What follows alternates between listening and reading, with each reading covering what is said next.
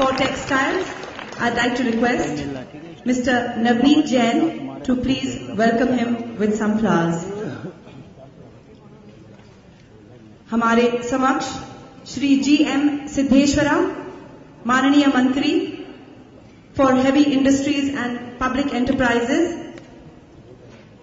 इनका स्वागत करने के लिए मैं रिक्वेस्ट करूंगी मिस्टर यादव को।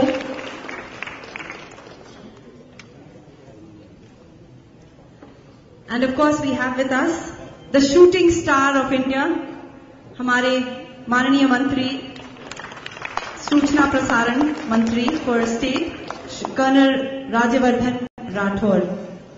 इनका स्वागत करने के लिए रवि प्रधान जी प्लीज कुछ फूलों से इनका खास स्वागत करें। Arjun awardee, India's first Olympic silver medalist after the 1900s, where India figured, and इन्होंने तो अब दरवाजे खोल दिए हैं और जीतना एक आम बात हो चुकी है जी। I'd also like to take this opportunity to welcome Shri L.N. Jhunjhunwala. I'd like to request Mr. Rahul Gupta to welcome the founder of the L&J Bhilwara Group of Industries.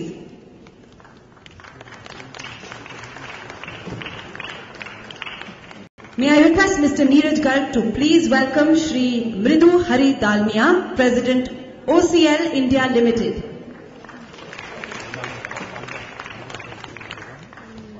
May I invite Mr. Saurabh Agarwal to welcome Swami Chidanand Saraswati, world famous spiritual leader, Paramarth Niketan, Rishikesh. Please welcome His Holiness.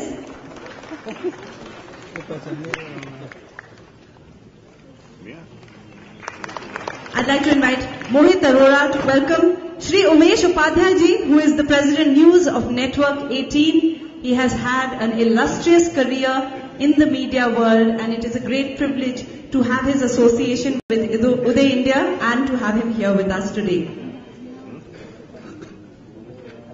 इस शुभ अवसर पर मैं निवेदन करूंगी श्री प्रकाश नंदा से कि वो हमें यहाँ पर मंच पर हमारे साथ आके बैठे। The Editor in Chief, Uday India, and of course Shri Deepak Kumar Rath, who is the founder, editor and CEO of Uday India.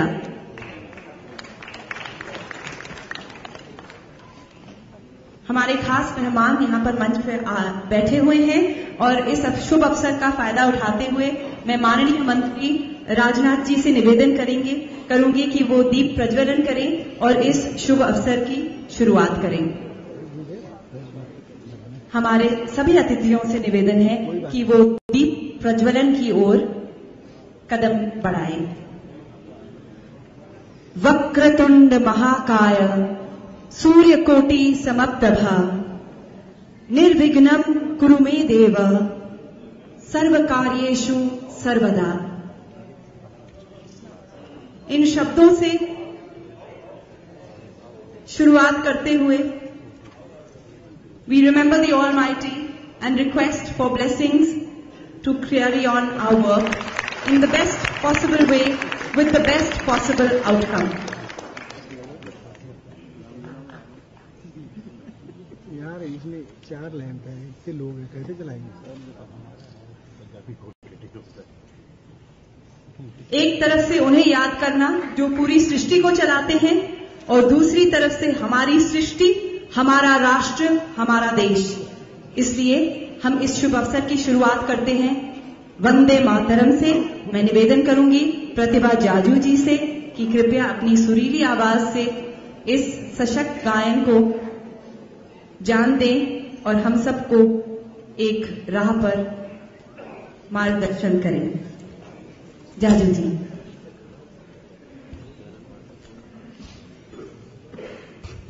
मैं आप सबसे निवेदन करती हूं कृपया अपनी जगह पर खड़े हो जाएं।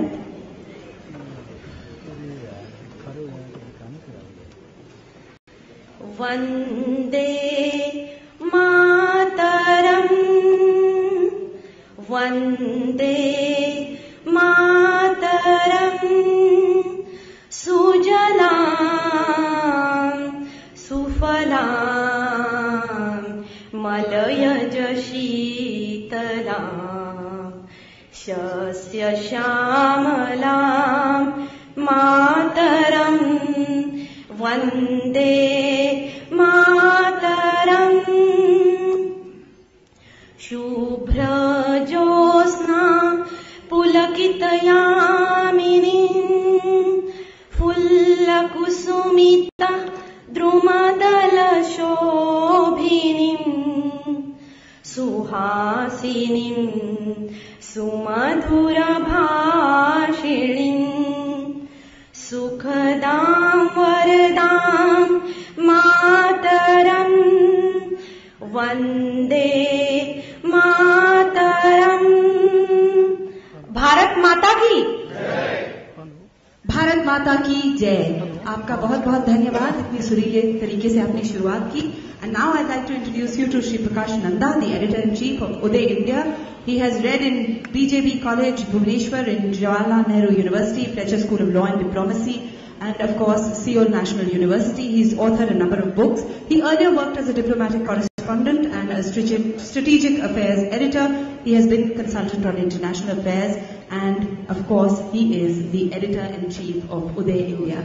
May I request him to please formally welcome all our guests today.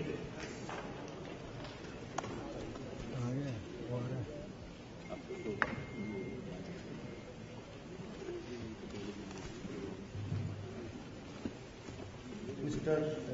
Rajnath Singh, Honorable Home Minister, Government of India. Mr. Prakash Javadekar, Honorable Minister for Environment, Government of India.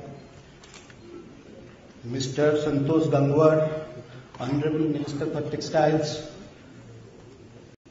Mr. Siddheswara, Honorable Minister for Heavy Industries. Colonel Rathod, Honorable Minister for Information and Broadcasting. His Holiness Swami Chidanand Saraswati Ji,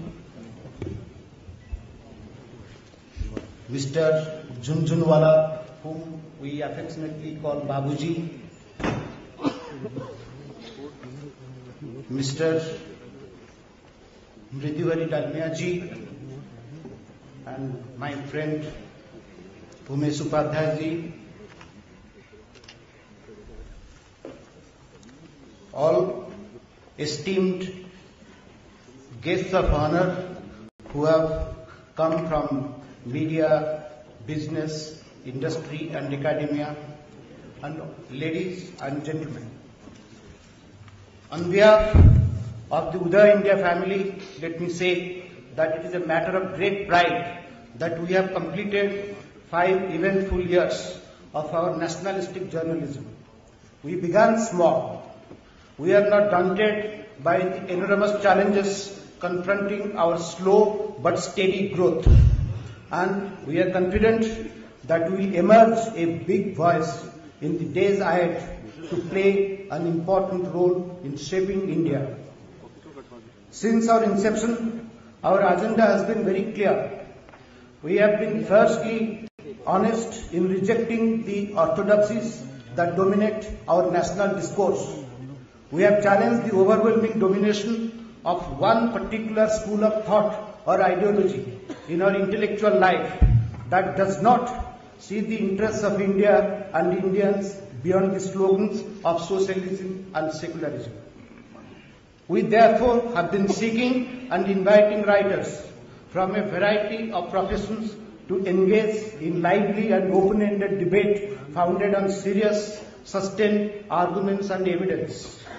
We have tried to provoke and enlighten, not to plead or to please the guardians of any particular ideology. Being pro-India has been our obsession. For us, being pro-India means taking a pragmatic attitude towards policy problems and highlighting the effectiveness of approaches over contending orthodoxies. We believe in a strong India that has a legitimate space in the Committee of Nations. We want a world in which India matters, not just in strategic aspects, but also in its economic, cultural and historic dimensions. India should not symbolize power. It must be a nation with a purpose. What should be important to the world about India is therefore not just its politics, but the society from which this politics arises, including India's culture, values, public beliefs, and historic imagination. We have tried to argue in our pages that in an age of huge financial deficits, growing unemployment, and inter-community rivalries, all due to vote bank politics in this country, time to glorify poverty and lifestyles of the poor has gone. We must do something. We must take concrete actions for change, not through revolution but imaginative reforms. Let me quote here Edmund Burke, who had said that while revolution is terrifyingly destructive, reform is always necessary, for it is the means of our preservation. To us in Uday India, the Prime Minister Narendra Modi's Make in India mission is a reflection of such a reform.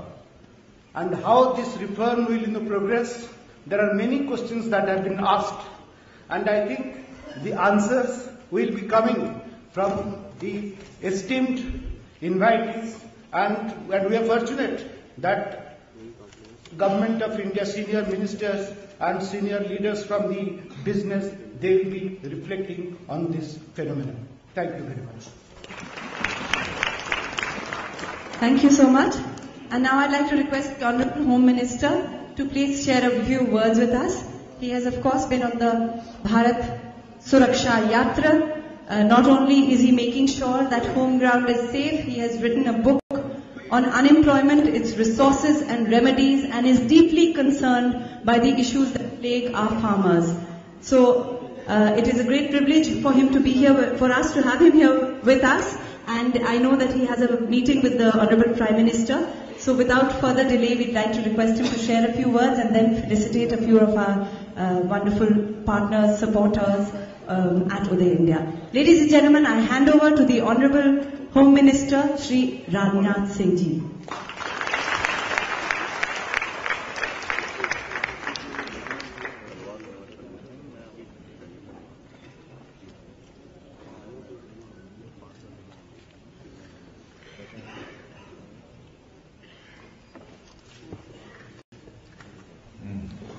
Rajnath बोल रहा है।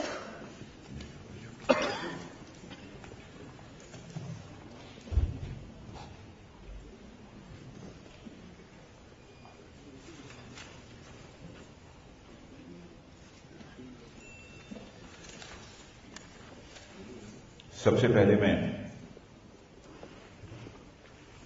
अपने address में नाम लेना चाहूंगा पूज्य स्वामी चिदानंद जी सरस्वती महाराज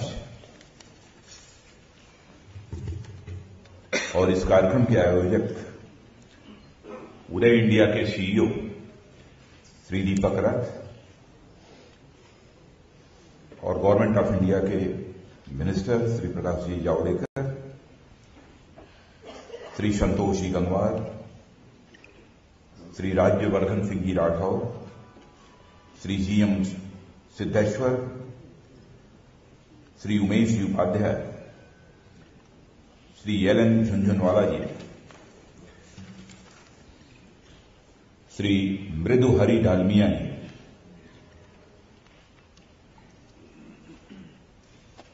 और editor in chief Uday India Shri Nanda ji, इस सभागार में उपस्थित मेरे सभी सम्मानित मित्रों, सबसे पहले तो मैं बधाई देना चाहता हूं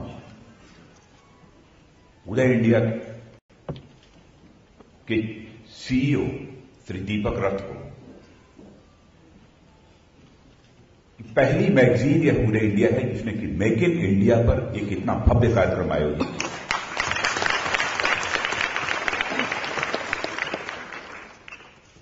और उदय इंडिया जब से निकल रही है तब से इस मैगजीन को मैं बराबर पढ़ता हूं, और इस मैगजीन के बारे में मैं कह सकता हूं यह मैगजीन नेशनलिस्ट मैगजीन है और साथ ही साथ देश की जो ज्वलंत समस्याएं रहती हैं उन ज्वलंत समस्याओं पर भी इस मैगजीन में तरह तरह के आर्टिकल्स भी हमको पढ़ने को मिलते हैं। और इस कार्यक्रम को जो आयोजित किया है उन्होंने बहुत सोच समझकर आयोजित किया है और यह पहली बार किसी मैगजीन ने यह कार्यक्रम आयोजित किया है। और मैं यह मानता हूं यह कार्यक्रम मेक इन इंडिया इस अभियान को केंद्र बिंदु में रखकर आयोजित किया गया है। आप सभी जानते हैं कि मेक इन इंडिया का उद्देश्य क्या है। हम इस देश में मैन्युफैक्चरिंग सेक्टर को बढ़ावा देना चाहते हैं, यह हमारा उद्देश्य है और हम तो मेक इन इंडिया को उस मुकाम पर पहुंचाना चाहते हैं ताकि मेड इन इंडिया उत्तम क्वालिटी और बेहतर दाम की कसौटी पर पूरी तरह से खरा उतर सके। उस मुकाम पर हम इसको मेक इन इंडिया को पहुंचाना चाहते हैं। पहले एक धारणा दुनिया में यह थी कि भारत में जो भी आइटम्स बनते हैं उनकी क्वालिटी बड़ी पुअर होती है, इंफीरियर होती है। एक यह धारणा बनी हुई थी, लेकिन आप सभी जानते हैं कि सॉफ्टवेयर के मामले में भारत ही नहीं बल्कि सारी दुनिया में हमने अपनी साख बढ़ाई है। और मैं यह मानता हूं कि सॉफ्टवेयर की मांग सारी दुनिया में, भारत में बने सॉफ्टवेयर की मांग सारी दुनिया में, और इस क्षेत्र में काम करने वाले हमारे जितने भी नौजवान हैं भारत के, उन्होंने सारी दुनिया में सॉफ्टवेयर के क्षेत्र में भारत का मस्तक ऊंचा किया है। और मैं तो यह भी मानता हूं कि हार्डवेयर यदि हम बनाएं तो मैन्युफैक्चरिंग सेक्टर में भारत की साख सारी दुनिया में यह बढ़ सकती है। आजादी हमको हासिल हुई 1947 में। आजादी हासिल होने के बाद यदि मैं पूरे आजाद भारत के इतिहास के पन्नों को पलट कर देखता हूं तो मैं इस नतीजे पर पहुंचता हूं, भारत में कोई इंडस्ट्रियल रिवॉल्यूशन नहीं हुआ। हम सीधे एग्रीकल्चर इकोनॉमी से सर्विस इकोनॉमी में परिवर्तित हो। लेकिन एक इंडस्ट्रियल रिवॉल्यूशन भी यहां पर होना चाहिए था, वह नहीं हुआ। नतीजा यह हुआ एग्रीकल्चर सेक्टर से बड़ी संख्या में नौजवान भाग रहे हैं, बेरोजगारी के संकट से वह जूझ रहे हैं और उन्हें जो रोजगार का अवसर हासिल होना चाहिए वह रोजगार का अवसर हासिल नहीं हो पा रहा। और मैं यह मानता हूं कि रोजगार के अधिक से अधिक अवसर यदि सृजित हो सकते हैं तो मैन्युफैक्चरिंग सेक्टर में सृजित हो सकते हैं या तो कंस्ट्रक्शन के सेक्टर में ही सृजित हो सकते हैं। लेकिन मैं पूरी तरह से आश्वस्त हूं कि भले ही हमारे देश में इंडस्ट्रियल रिवॉल्यूशन न हुआ हो, हमारे देश की अर्थव्यवस्था के समक्ष बहुत बड़ी चुनौती हो, लेकिन भारत के इतिहास को देखने के बाद मैं विश्वास के साथ कह सकता हूं कि चाहे जब भी विपरीत परिस्थितियां, बड़ी से बड़ी चुनौतियां हमारे सामने आई हों, हमने उसका मुकाबला किया है, उस पर विजय प्राप्त की है और अधिक ताकतवर बनकर हम आगे निकलेंगे तो अर्थव्यवस्था के क्षेत्र में भी भारत और अधिक ताकतवर बनकर निकलेगा, यह मुझे पूरा विश्वास है। आजादी के बाद आप जानते हैं कि मिक्स्ड इकोनॉमी और प्लान्ड इकोनॉमी का रास्ता हम लोगों ने चुना था। बड़े पैमाने पर यहां पर उद्योग भी उस समय लगे थे। इसके बावजूद प्रारंभ का जो डिकेड था, प्रारंभ का जो दशक था, उसमें ग्रोथ रेट जीडीपी की अप्रॉक्सीमेटली 3 to 3.5% थी और सारी दुनिया ने यह मान लिया। उस समय यदि मैं कुछ आर्टिकल्स देखता हूं तो उस समय एक स्थान पर मुझे यह भी पढ़ने को मिला था कि लोगों ने कहा कि भारत की इकोनॉमी में जितना पोटेंशियल होना चाहिए वो पोटेंशियल नहीं है और इसीलिए इस ग्रोथ को लोगों ने हिंदू रेट ऑफ ग्रोथ कहा। लेकिन मैं आपको याद दिलाना चाहता हूं 98 से लेकर 2004 तक का श्री अटल बिहारी वाजपेयी का वह काल, परिस्थितियां बहुत ही प्रतिकूल थी। कारगिल का युद्ध हुआ था पाकिस्तान के साथ। यह सच है कि उस युद्ध में भारत ने विजय हासिल की थी, लेकिन युद्ध होता है। जब भी दुनिया के किसी देश के साथ किसी देश का युद्ध होता है तो स्वाभाविक रूप से आर्थिक संकट किसी न किसी सीमा तक पैदा होता है और उस समय जहां पर युद्ध हुआ था वहीं पर एक ग्लोबल इकोनॉमिक रिसेशन के दौर से भी सारा विश्व गुजर रहा है।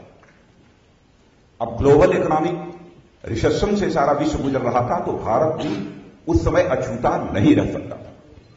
लेकिन मैं यह कहना चाहूंगा कि श्री अटल बिहारी वाजपेयी जी, उनकी सरकार की यह सूझबूझ का ही करिश्मा था कि भारत में मैन्युफैक्चरिंग सेक्टर और इंफ्रास्ट्रक्चर सेक्टर में इतना हैवी इन्वेस्टमेंट किया कि ग्लोबल इकोनॉमिक रिसेशन से भारत की इकोनॉमी को जिस हद तक प्रभावित होना चाहिए, वह भारत की इकोनॉमी उस हद तक, उस सीमा तक यह प्रभावित नहीं हो पाई थी।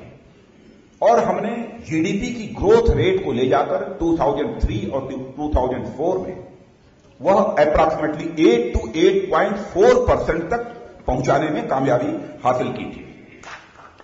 और हमने सारी दुनिया को यह संदेश दे दिया कि जो यह धारणा बनी हुई थी कि भारत की इकोनॉमी में ग्रोथ का पोटेंशियल नहीं है, तो हमने यह संदेश दे दिया कि भारत की इकोनॉमी में जीडीपी की ग्रोथ रेट और अधिक बढ़ाने का किस सीमा तक पोटेंशियल है, यह संदेश हमने दे दिया। हमारा भी विश्वास पक्का हुआ कि हम अपनी जीडीपी की ग्रोथ रेट यदि बढ़ाना चाहें तो बहुत सारे रिफॉर्म्स यदि हम करें और अपनी पॉलिसीज में यदि हम कुछ अमेंडमेंट करें तो हम अपनी जीडीपी की ग्रोथ रेट को बढ़ा सकते हैं। विडंबना यह रही कि 2004 से लेकर 2014 तक उस मोमेंटम को, जिस मोमेंटम को हमारे देश की इकोनॉमी ने 98 से लेकर 2004 तक हासिल किया था, उसको बनाए रखने में हम कामयाब नहीं हो पाए। अब हमारी नई सरकार आई है श्री नरेंद्र मोदी जी के नेतृत्व में। आप सभी जानते हैं कि डेवलपमेंट और गुड गवर्नेंस यह हमारी नेशनल एजेंडा की प्रायोरिटी में है। और सरकार बनने के साथ सबसे बड़ी चुनौती जो हम लोगों के सामने थी, वह चुनौती थी महंगाई। लेकिन आज मैं कह सकता हूं कि महंगाई पर काबू पाने में काफी हद तक हम लोगों ने कामयाबी हासिल कर ली। उसमें कोई ये कह सकता है कि केवल आपकी पॉलिसीज का यह कोई करिश्मा नहीं है, बल्कि पेट्रोल और डीजल जो हमारे देश में आता है और जिस मार्केट में, इंटरनेशनल मार्केट में क्रूड ऑयल की कीमत कम होने के कारण पेट्रोल और डीजल की कीमतें कम हुई हैं, उसके परिणाम स्वरूप काफी हद तक यह महंगाई कम हुई है। यह भी एक फैक्टर हो सकता है, यह भी एक फैक्टर है, लेकिन सब कुछ यही है ऐसा मैं नहीं मानता। महंगाई का जहां तक सवाल है, कंज्यूमर प्राइस इंडेक्स नवंबर 2013 में जहां पर 11.2% था, आज वही कंज्यूमर प्राइस इंडेक्स अप्रॉक्सीमेटली 4% रह गया है। होलसेल प्राइस इंडेक्स का जहां तक सवाल है, वह नवंबर 2013 में अप्रॉक्सीमेटली 7.5% था, आज वह 0%। और मैं ओवरऑल फूड इन्फ्लेशन की यदि मैं बात करूं तो नवंबर 2013 में अप्रॉक्सीमेटली 19% था, आज वह नेग्लिजिबल रह गया, 0.6% ही रह गया। अब महंगाई पर हमने काबू पाया है। महंगाई पर जो आज हमने काबू पाया है, यह आगे तक इसकी सस्टेनेबिलिटी बनी रहे, इसके लिए भी यहां हमको प्रयत्न करने की जरूरत है। वहीं पर हमारा जो इकोनॉमिक इंजन है, इस इकोनॉमिक इंजन को भी स्पीड अप करने की आवश्यकता है। आज हमारी ग्रोथ रेट अप्रॉक्सीमेटली 5 to 5.5% के बीच की है। अब इस ग्रोथ रेट को हमको बढ़ाना है। ग्रोथ रेट को बढ़ाने के लिए हमें करना क्या है? सबसे पहले तो हैवी इन्वेस्टमेंट हमारे मैन्युफैक्चरिंग सेक्टर में भी होना चाहिए, इंफ्रास्ट्रक्चर में भी होना चाहिए, कंस्ट्रक्शन में भी होना चाहिए। और ये इन्वेस्टमेंट होगा कैसे? जब तक हम अपने डोमेस्टिक इन्वेस्टर्स और हमारे जो फॉरेन इन्वेस्टर्स हैं, उनके अंदर कॉन्फिडेंस हम जनरेट नहीं करेंगे, तब तक हम यह कामयाबी हासिल नहीं कर सकते। लेकिन हां, श्री नरेंद्र मोदी जी के प्रधानमंत्री बनने के बाद मैं ये बात कह सकता हूं कि सारी दुनिया को हमने यह संदेश देने में कामयाबी हासिल की है कि दिस गवर्नमेंट मीन्स बिजनेस। यह कामयाबी हम लोगों ने हासिल की। हम पूरे माहौल को इंडस्ट्री फ्रेंडली बनाना चाहते हैं, इन्वेस्टर्स फ्रेंडली बनाना चाहते हैं, बिजनेस फ्रेंडली बनाना चाहते हैं और इसके लिए बहुत सारे स्ट्रक्चरल रिफॉर्म्स जो करने चाहिए, प्रोसीजरल रिफॉर्म्स जो हमें करने चाहिए, हम उस दिशा में भी तेजी के साथ अपने कदम आगे बढ़ा रहे हैं। जहां तक फॉरेन डायरेक्ट इन्वेस्टमेंट का प्रश्न है, आप सबको जानकारी है, उसको बढ़ाकर डिफेंस, इंश्योरेंस जैसे बहुत सारे क्षेत्रों में हमने 49% तक उसे किया है। और जीएसटी को लेकर एक लंबी मांग चली आ रही कि जल्दी से जल्दी जीएसटी लागू होना चाहिए। हमारी कैबिनेट ने उसको मंजूरी दे दी है, लेकिन अभी हम इसे संसद में पास नहीं करा पाए। और संसद में यह पास क्यों नहीं हो पाया? क्योंकि आपने देखा कि राज्यसभा में कितने दिनों तक हंगामा चलता रहा। हम लोगों की कोशिश थी इसी बार के संसद के सत्र में हम जीएसटी बिल को भी पास कर दें, लेकिन वह नहीं हो पाया। लेकिन मैं राजनीतिक पार्टियों से मैं विनम्रतापूर्वक अपील करना चाहता हूं कि हेल्दी डेमोक्रेसी में डेमोक्रेसी का सर्वाइवल यह जिद से नहीं होता है, बल्कि डेमोक्रेसी का सर्वाइवल हेल्दी डेमोक्रेसी में होता है तो जजमेंट से होता है, जिद से नहीं चलता।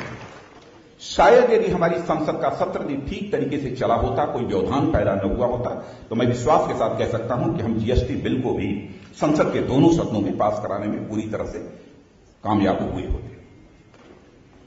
हमारी सरकार ने एक कदम और उठाया है, प्रधानमंत्री जन धन योजना, उसकी जानकारी आपको है। हमारा प्रयत्न है फाइनेंशियल एक्सपेंशन के साथ साथ फाइनेंशियल इंक्लूजन को भी बढ़ावा मिलना चाहिए, और इसी हमारी सोच का ही यह परिणाम है प्रधानमंत्री जन धन योजना। और आज आपको जानकारी देते हुए मुझे बेहद खुशी हो रही है कि पिछले महीने तक 89% परिवार इस हिंदुस्तान के ऐसे हैं जिन्होंने कि बैंकों में अपना अकाउंट खोल दिया है, उनके पास पैसा हो अथवा न हो। हमारा पड़ोसी राज्य हरियाणा है, जहां पर कि 100% परिवारों ने बैंक में अपना अकाउंट खोल दिया है। और मैं समझता हूं कि फाइनेंशियल इंक्लूजन की दिशा में हमारा यह एक मेजर अचीवमेंट है। और मैं आश्वस्त हूं पूरी तरह कि मेक इन इंडिया की सफलता देश को बहुत ही बड़ी ऊंची ऊंचाइयों तक ले जा सकती है। यह क्षमता हमारे भारत के अंदर है। और जिस भारत के पास ह्यूमन रिसोर्सेज की कमी न हो, जिस भारत के पास नेचुरल रिसोर्सेज की कमी न हो, उस भारत में मैन्युफैक्चरिंग सेक्टर का कंट्रीब्यूशन जीडीपी ग्रोथ रेट में केवल 14%, 15% इतना ही है। जबकि हमारा पड़ोसी देश चाइना, आप जानते हैं कि जीडीपी ग्रोथ रेट में चाइना का कंट्रीब्यूशन कितना है? मेरी यहां तक जानकारी है अप्रॉक्सीमेटली 30% है। तो क्या मैन्युफैक्चरिंग सेक्टर में और इन्वेस्टमेंट बढ़ाकर हम अपने ग्रोथ रेट को बढ़ा सकते हैं कि नहीं बढ़ा सकते हैं? इस पर भी हमने विचार किया है और मैं आश्वस्त हूं कि हम इसे बढ़ाएंगे। समय लगेगा और हमारी तो हम सबकी कोशिश तो यह है कि हम जीडीपी ग्रोथ रेट में मैन्युफैक्चरिंग सेक्टर के कंट्रीब्यूशन को 15% से बढ़ाकर 10 वर्षों के अंदर इसे 25% तक ले जाएं, ताकि हम अपने पड़ोसी देश जिस पेडेस्टल पर खड़ा है वहां पर हम भी खड़े हो सकें। और भारत की विशाल आबादी को हमें रोजगार भी देना है और सर्विस सेक्टर के साथ साथ मैन्युफैक्चरिंग सेक्टर को भी हमें बढ़ावा देना होगा। मैं अभी हाल में ही इजराइल गया। इजराइल जहां पर प्रधानमंत्री के साथ साथ अन्य मंत्रियों के साथ हमारी बातचीत हुई, कुछ ऐसे बिजनेस से रिलेटेड जो लोग थे उनके साथ भी हमारी बात हुई, बड़े बड़े कुछ इन्वेस्टर्स थे उनके साथ भी बात हुई। मुझे आज आपको बताते हुए खुशी है कि वहां की टेक्नोलॉजी का एडवांसमेंट देखने के बाद मैं बेहद प्रभावित हुआ। और हमारी प्रधानमंत्री जी से जब बात हुई तो मैंने उनसे यह रिक्वेस्ट की, मैंने कहा कि मैं चाहता हूं कि इजराइल के पास जो इस समय टेक्नोलॉजी है उस टेक्नोलॉजी का ट्रांसफर भारत में भी हो।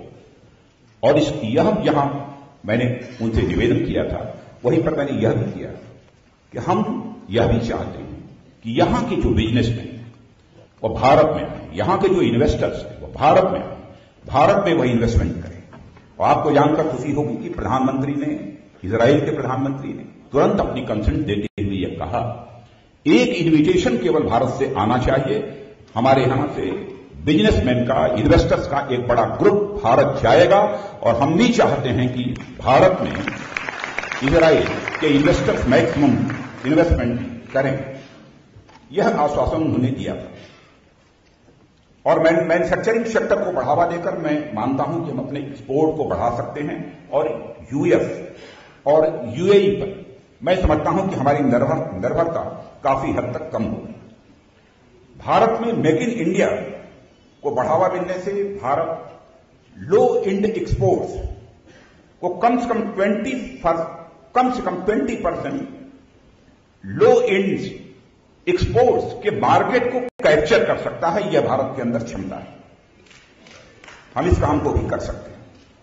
मेक इन इंडिया की जो नई पॉलिसी हमारे सामने आई है उसके बारे में पहले ही मैंने बताया कि हम जीडीपी की ग्रोथ रेट में मैन्युफैक्चरिंग सेक्टर के कंट्रीब्यूशन को बढ़ाना चाहते हैं। वैसे तो मैंने आपको 25% की बात यह कही है कि मैन्युफैक्चरिंग सेक्टर के कंट्रीब्यूशन को हम 25% तक ले जाना चाहते हैं, लेकिन संकल्प हम लोगों का यह है कि चाइना का कंट्रीब्यूशन जितना है 10 के बजाय वह 12 साल लगे, 14 साल लगे, लेकिन इन 12-14 वर्षों में हमारा कंट्रीब्यूशन मैन्युफैक्चरिंग सेक्टर का जीडीपी ग्रोथ रेट में केवल 25% ही न रहे, बल्कि हमारे पड़ोसी देश का जो इस समय कंट्रीब्यूशन है 30% मैन्युफैक्चरिंग सेक्टर का, हम उस सीमा तक पहुंच जाएं, यह हमारी कोशिश है। जहां तक मैन्युफैक्चरिंग इंपोर्ट का प्रश्न है, मैन्युफैक्चरिंग इंपोर्ट की लागत $127 बिलियन इस समय पड़ती है, लेकिन मेक इन इंडिया को बढ़ावा देने से 5 वर्षों के अंदर कई अर्थशास्त्रियों का यह असेसमेंट है कि $40 to 50 बिलियन तक हम इसे लिमिट कर सकते हैं, इसे हम सीमित कर सकते हैं। कई अर्थशास्त्री इसको यह मानते हैं। कई प्रभावी कदम भी हम लोगों ने उठाए हैं। जीएसटी की मैंने आपसे चर्चा की है। भारत को हम एक डिजिटल भारत बनाना चाहते हैं, डिजिटल इंडिया, और मैन्युफैक्चरिंग सेक्टर और साथ ही एजुकेशन सेक्टर में भी इसका लाभ होगा ही। और मैं समझता हूं कि इससे हम गुड गवर्नेंस की जो कल्पना इस देश के सामने हमने रखी है, इस गुड गवर्नेंस का भी हमारा स्वप्न इसके कारण साकार होगा। और नए भारत के निर्माण में तो टेक्नोलॉजी की भी एक अपनी अहमियत है।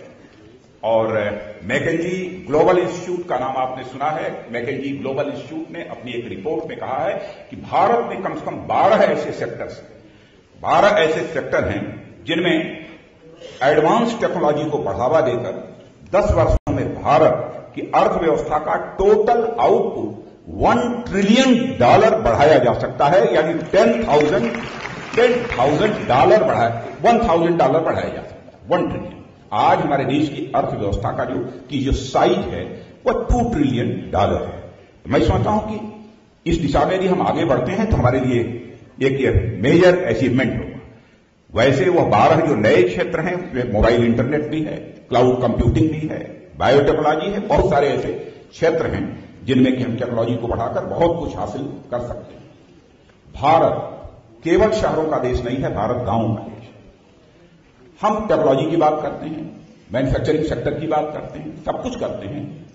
तो आज अप्रॉक्सीमेटली 65% पॉपुलेशन जो गांव में रहती है, उन गांवों की भी हमको चिंता करनी होगी।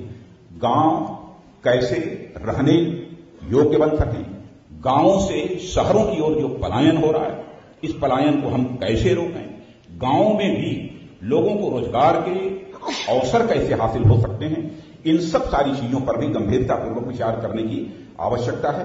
जिस दिशा में हमारी गवर्नमेंट प्रभावी तरीके से विचार कर रही है और जहां पर हम स्मार्ट सिटी बनाना चाहते हैं, बुलेट ट्रेन चलाना चाहते हैं, अन्य बहुत सारी चीजें करना चाहते हैं, वहीं पर गांव की हालात को भी हम सुधारना चाहते हैं ताकि गांव से पलायन रुके और गांव में ही रोजगार के नए अवसर पैदा हों।